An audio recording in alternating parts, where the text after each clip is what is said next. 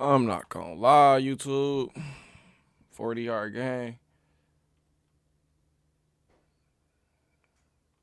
Hey. What's the word, YouTube? Young 40-yard back in this motherfucker with another video. You know what I'm saying? J.Cole about to drop this fucking album. You know what I'm saying? To the people that support J.Cole, y'all already know the Fall Off album. He been rumoring it in freestyles, interviews, podcasts. Like, that's all that. That's all that nigga talk about. Like, real talk. So, why it will change his career forever. I think J. Cole has solidified himself in terms of like where he ranks in the top three. I mean, in the media version of top three. I know some people got Thug in there. I know some people got Future in their own respective. I know, you know what I'm saying? But I like J. Cole has probably already submitted himself as like number three. I feel like all the hardcore J. Cole fans, which I am not, but all the hardcore J. Cole fans that kind of agree with me when I say J. Cole is only number three because that nigga's passive. If that nigga wanted to, he has the talent and the lyricism and the flows and the clever wordplay to be the coldest artist of all time. But that nigga don't be on dog ape shit. You know what I'm saying? He be on his it's a cold, cold world looking at us like so. I mean, I doubt this album is changing anything unless literally this album is he coming out. I'm number one, Drake, you my son, Kendrick Lamar, I pop you like a bar, looking ass. To all the new niggas, new people,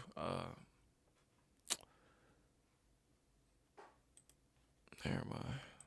Long-awaited album, The Fall Off. It's clear that this highly anticipated project isn't just coming soon, but that it's gonna change the course of hip-hop forever. Now, when it comes to The Fall Off, there is not a single album in hip-hop right now that has more hype around it than this long-awaited record from the one and only J. Cole. Announced all the way back in 2018 with the final song on Cole's album K.O.D., we have been almost waiting 6 entire years to hear the project that J. Cole's entire career has been leading to, as he has said, and after releasing a cryptic video on a burner Instagram account. It seems like we are finally on the verge of receiving the record after such a long wait. Now, as J. Cole posted a near 10-minute video titled Might Delete Later Volume 1 on Instagram, with the video centered around Cole's life at the moment, but also more importantly, the creation and inevitability of the fall off. From the clips that we see of Cole in the studio, it's clear that he's operating on a I'm gonna say this: if for the fall off, that nigga cuts his hair and go back to good news is nigga you came a long way. Bad news is nigga you went the wrong way. Think being broke is better. He go back to nigga ain't no nigga fucking with him. When J. Cole get that chop, he top three and he's not three.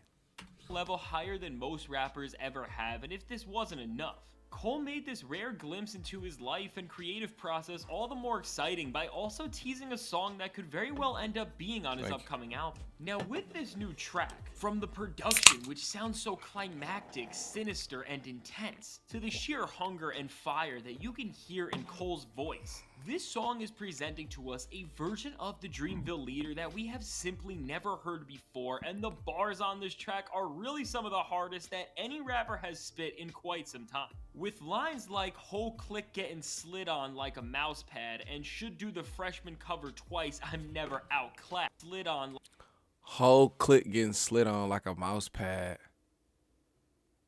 Like a mouse pad and should do the freshman cover twice. I'm never outclassed. Man.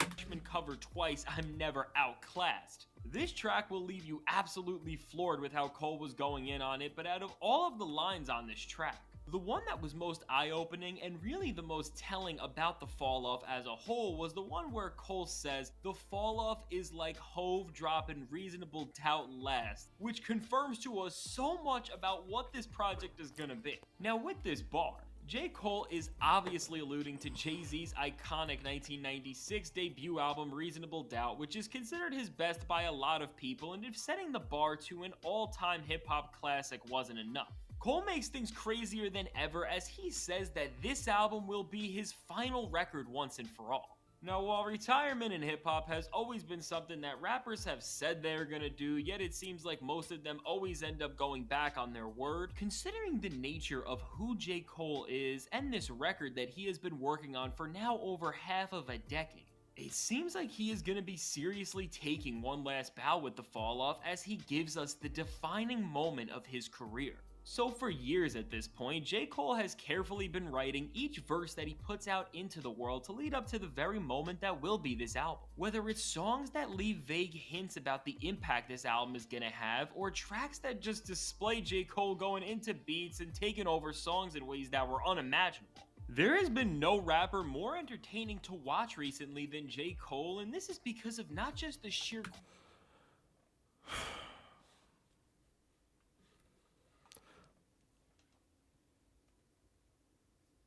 For J. Cole to be the GOAT, this album has to be the greatest album of all time. And when I mean the greatest album of all time, I'm talking Jay-Z's, Drake's, Kanye's, Lil Wayne's. Like, all of they best albums cannot be able to fuck with this album. Because J. Cole is going against a juggernaut in Drake. I don't think J. Cole will ever be the GOAT. And I don't think Kendrick Lamar will ever be the GOAT if Drake is in the conversation.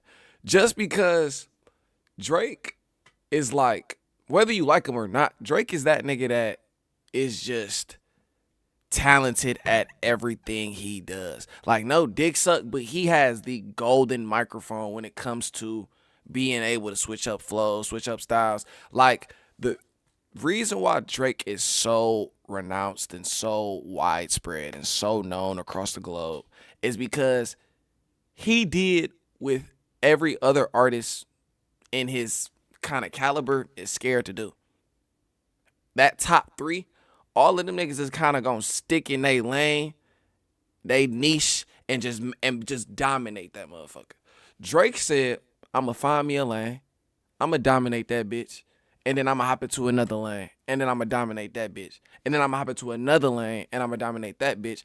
But not only that, when your favorite rapper that you hear from TikTok or SoundCloud or whatever the case may be, like a little underground, not really known nigga, get a song that hit the heat, that hit the streets, and everybody playing that bitch. Oh, I want a song with that nigga.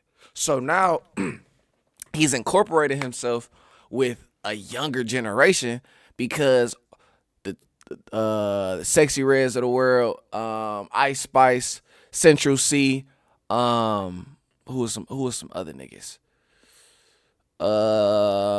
21 Savage when he first came on the scene, Lil Baby, Gunna when they came on the scene. Like, all these rappers that are like big names now, Drake was fucking with them when they were first coming up. So it kept Drake name relevant to the newer generation because Drake was for the millennials.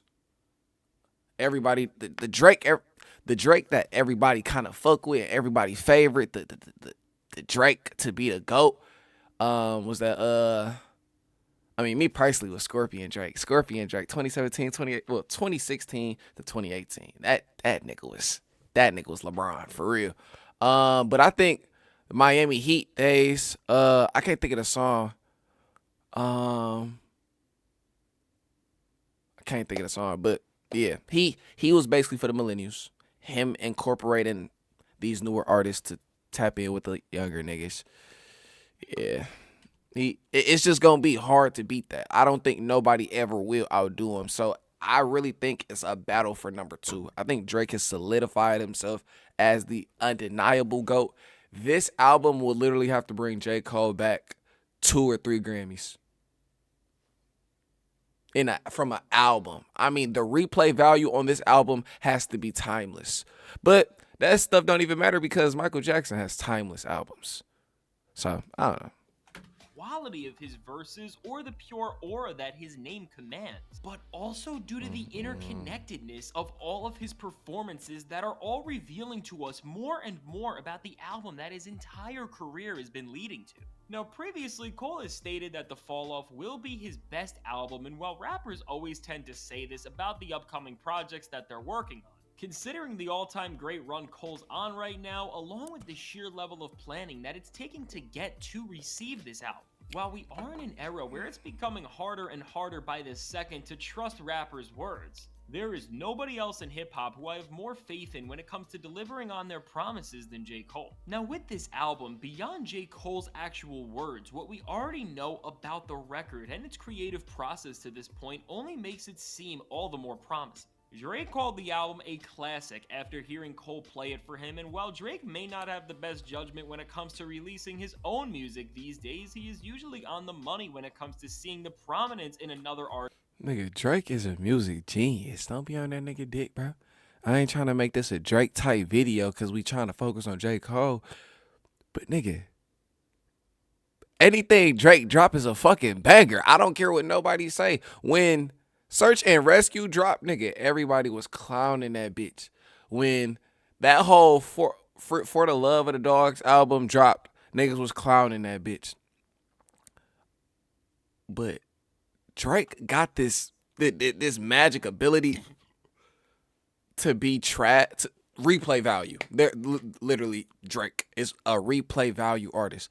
The more and more you listen to a Drake song, the more and more, the better it is. I feel like, for real talk, can't hate on him, bro. Artist's work, and beyond this, in the Might Delete This Volume 1 video, we get confirmation that Cole has been working on the record in the studio with producer heavyweights like frequent collaborator T-Minus and, more importantly, the one and only Metro Boomin. Now, considering the fact that J. Cole has never teamed up with Metro, having arguably the hottest rapper and producer in hip-hop right now come together would make for a moment like no other, and beyond the prospect of these two working together, what this tells us about the Fall Off as a whole makes this even more exciting. Now, if Cole is teaming up with a producer who is renowned for making cinematic, larger-than-life, and grandiose beats, I think this confirms that this album is also gonna feel like one of the most important moments in hip-hop history, not just through Cole's pen game, but also through the soundscape. And if Cole is teaming up with Metro for the first time, who knows what other producers we may see on this project as well. Whether it's new beat makers like Benny X or legends like The Alchemist, at this point it is very likely that J. Cole is linking up with the very best producers across every sector of the hip-hop world right now to craft the ultimate collections of beats for what he is setting up to be his magnum opus. Now, beyond the producers Cole is working with on this record, when it comes to the features on this album, the only information we have about this portion of the project is when Drake pretty much backed J. Cole into a corner while they were performing on stage during Drake's It's a Blur tour in 2023, where Drake pretty much begged Cole to be on the album, and while Cole seemingly said yes. Based on Cole's track record, I don't even know if we will see any features on this project. Now, while Cole's last album, The Offseason, came with a few guest appearances, including entire verses from the likes of Lil Baby and 21 Savage, it's important to remember that Cole pushed back the Fall Off to make The Offseason, and from The Offseason's tone, which traded in the thought-provoking version of J. Cole that we saw on his last few albums for one that was more focused on just rapping for the pure competitive aspect of it. I think the fact that Cole has been collaborating with every single artist from Benny the Butcher to BTS members only further confirms this, as while Cole has nothing against working with other artists, as we have definitely seen, he is using collaborations as mere build-up to the Fall Off, as the album itself is going to focus on concluding the story and journey that Cole has been telling us for over 15 years. Now, with all that said, if Cole decides to have features, Man, this shit crazy, bro. Oh, you was making a video? Yeah. I got you.